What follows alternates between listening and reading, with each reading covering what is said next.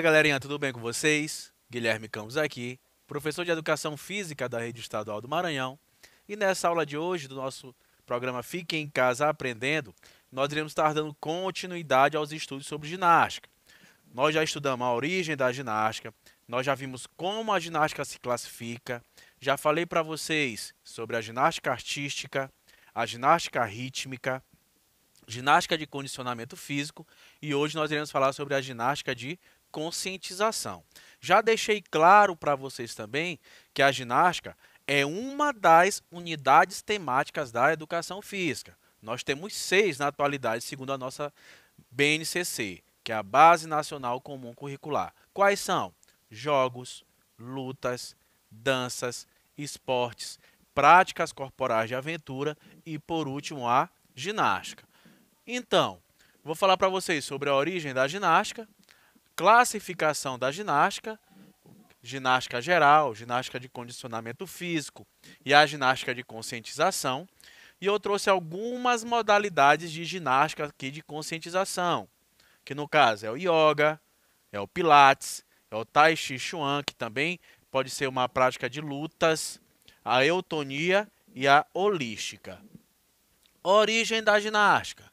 A ginástica, enquanto atividade física, tem suas origens na antiguidade, uma vez que os exercícios típicos do esporte já eram desempenhados pelos homens pré-históricos com o intuito de se protegerem de ameaças naturais. Circula aqui para vocês. Os homens pré-históricos com o intuito de se protegerem de ameaças naturais. Então, a ginástica, assim como muitas outras práticas corporais, elas advêm desde o homem pré-histórico. Só que lá o homem utilizava esses movimentos corporais com o sentido de quê? De sobrevivência. Quais são os movimentos típicos da ginástica? São esses aqui, ó: saltar, o equilibrar, o rolar, girar, o trepar, o embalar, balançar. Esses são os movimentos típicos da ginástica. Ora ou outra, o homem utilizava com o intuito de sobreviver. Aqui aparece a palavra exercícios típicos, porque ao longo do tempo, a ginástica ela sofreu um processo de esportivização.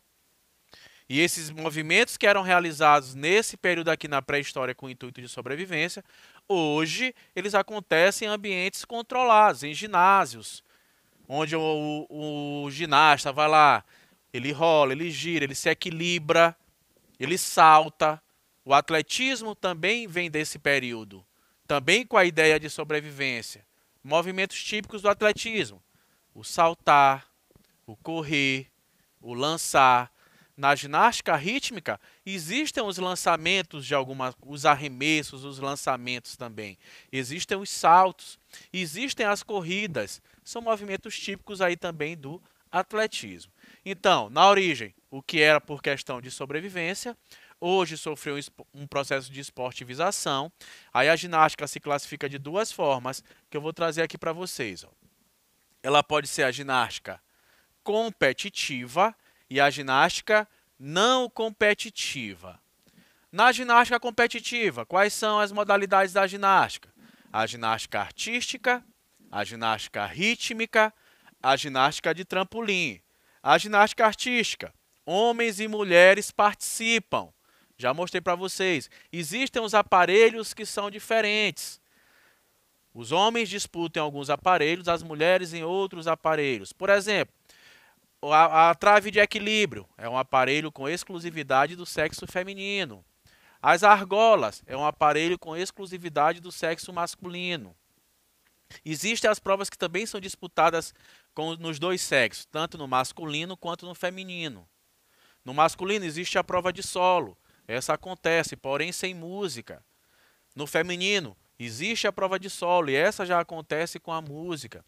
Nós temos a ginástica rítmica, que é uma ginástica competitiva que é exclusiva do sexo feminino, que as atletas utilizam alguns aparelhos, os arcos, as bolas, as massas e a ginástica de trampolim.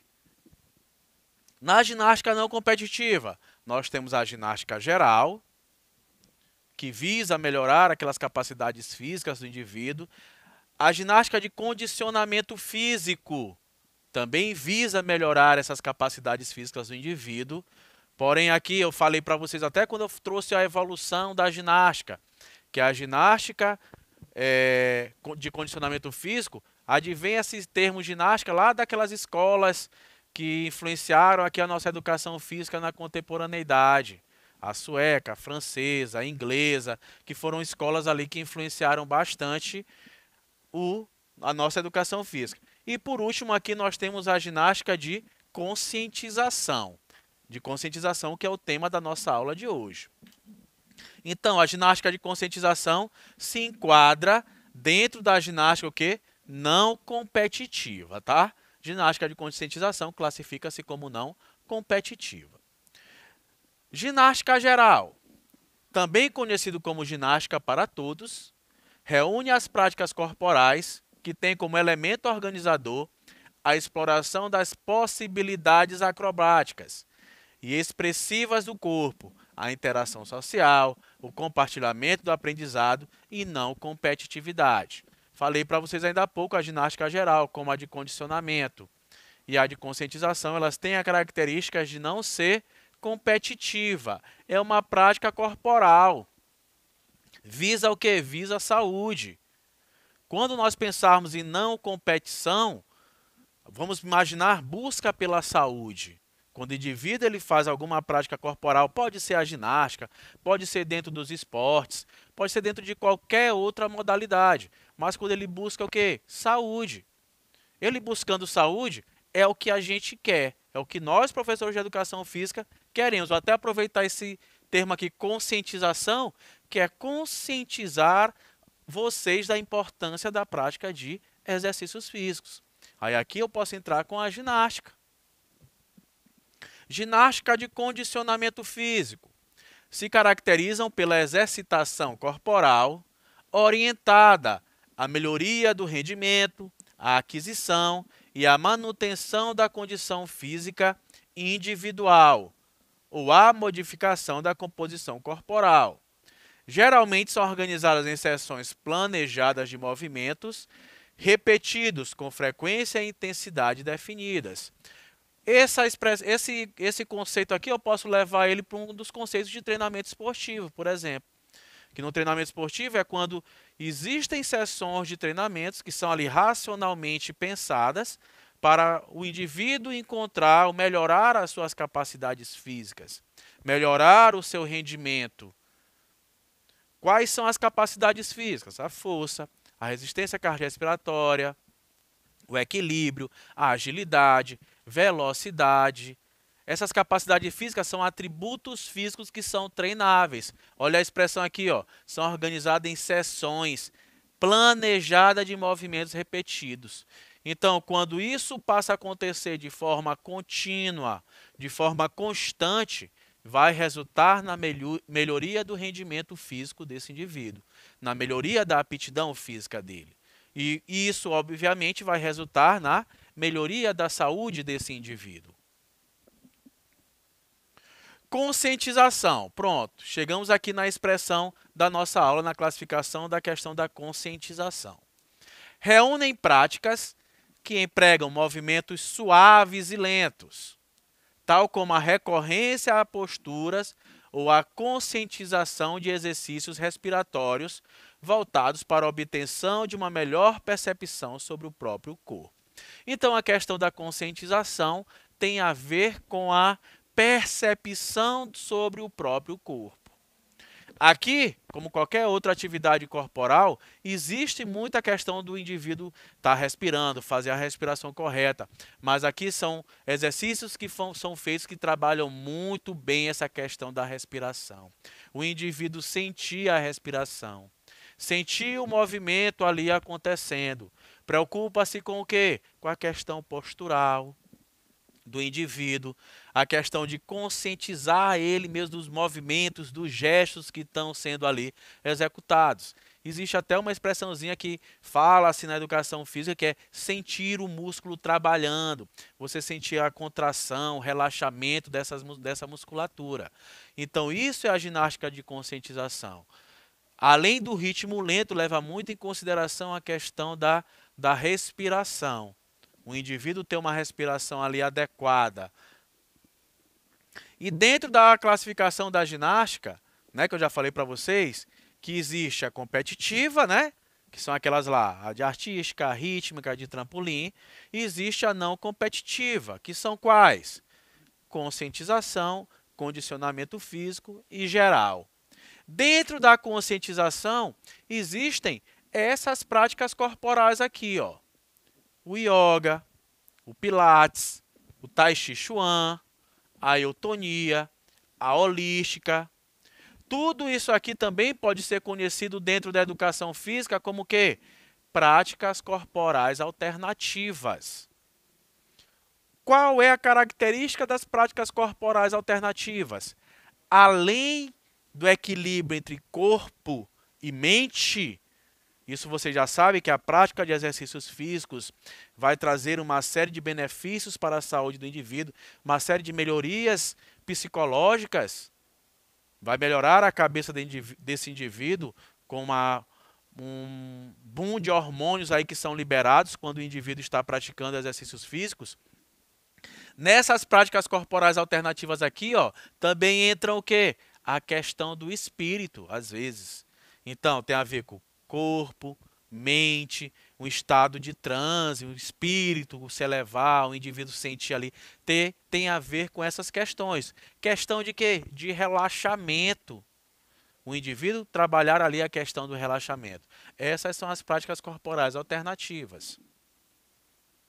Leva em consideração muito o quê? A respiração. Venho falando para vocês isso desde o início da aula. Tem muito da questão da respiração. Vamos falar um pouquinho aqui do yoga. É uma prática corporal que possui mais de 5.000 anos e que tem por objetivo unir, ó, em negrito aí, ó, o corpo, a mente e o espírito. Falei para vocês ainda há pouco. Antes de eu falar para vocês da ginástica de conscientização, ou eu não entrar, por exemplo, nas práticas corporais alternativas, isso aqui sempre está eliminado, a questão do espírito. Fala-se muito em corpo e mente. Mente sã, corpo sã. Possibilitando que as pessoas se reconectem com sua verdadeira essência, segundo o mestre espiritual Sri Ravi Shankar. Então, olha os elementos do yoga. Corpo, mente e espírito. Esse elo tem que estar conectado. Tem que ter esses 3 elementos para que o yoga flua. Aí existem vários tipos de yoga. Na plataforma, se vocês quiserem aprofundar um pouquinho mais o conhecimento de vocês sobre o yoga, já tem uma aula gravada específica de yoga. Eu falo lá para vocês todos os tipos de yoga, como é que acontece o yoga, quando foi criado. E aqui, o que está aqui em vermelho são as asanas. Isso aqui vocês todos sabem o que é. Vocês não estão associando a isso aqui porque talvez vocês não tenham estudado. Mas asanas são as posições que são realizadas no yoga. Quando eu falo de yoga, todos nós imaginamos o quê? Um indivíduo sentadinho, com as pernas ali de borboletinha, meditando. Tem a questão do corpo, mente e espírito. É uma prática corporal alternativa. Também está dentro da ginástica de conscientização. O Pilates é um método de condicionamento físico que integra o corpo e a mente, restaura o corpo, elimina as dores musculares, amplia a capacidade de executar movimentos, aumentando o controle, a força, o equilíbrio muscular. Olha o que aparece bem aqui embaixo, ó, e a consciência corporal. O Pilates também leva em consideração o quê? A respiração. Joseph Pilates, quando criou o Pilates, ele era um indivíduo que ele era asmático. E ele queria praticar atividades físicas e ele percebeu que quando ele respirava de uma forma mais adequada, o rendimento dele era melhor. Então ele passou a valorizar muito essa questão da respiração. Então a respiração está aqui dentro do Pilates. São esses aqui os princípios do Pilates, ó. Concentração, centralização, fluidez, respiração, precisão, controle. Tudo isso aqui, ó, se nós pararmos para pensar, tem a ver com a questão da consciência. Eu vou me concentrar para realizar determinado movimento. Eu vou ter uma certa fluidez, um certo ritmo. Eu vou ter uma respiração adequada, uma precisão e um controle sobre aquele determinado movimento. Então, Pilates, que também é uma prática corporal alternativa, enquadra-se muito bem também na questão da ginástica de conscientização. E claro, como eu já falei para vocês, se isso for trabalhado de forma contínua, vai gerar melhoria naquelas capacidades físicas do indivíduo. Estão bem aqui algumas, ó. A força, o equilíbrio muscular, a consciência corporal, tudo tem a ver com as capacidades físicas do indivíduo. O Tai Chi Chuan. O Tai Chi Chuan é uma arte marcial chinesa. Apesar disso, não é uma técnica de luta em combate, como se pode imaginar, já que é considerada uma arte marcial interna. O termo em chinês para esse tipo de técnica é Neijia, o que indica que o seu foco é o cultivo e o desenvolvimento do Qi, a energia vital, segundo a filosofia tradicional chinesa, não no combate corporal externo. Vamos para o significado aqui da palavra Tai Chi Chuan. Tai, supremo. Chi, polar. Chuan, punho. É o indivíduo se conhecer, se entender. O Tai Chi Chuan tem a ver com alguns movimentos que são realizados. Eles imitam alguns animais. São movimentos que são realizados dentro dessa arte marcial, que também pode ser uma luta. O Tai Chi Chuan pode se classificar como uma luta também, mas aqui é porque existe a questão da simulação de um combate. E existe a questão da conscientização dos movimentos que são ali realizados pelo indivíduo. Existe muito a questão de quê? Da respiração. O indivíduo ter a respiração adequada, ele se autoconhecer.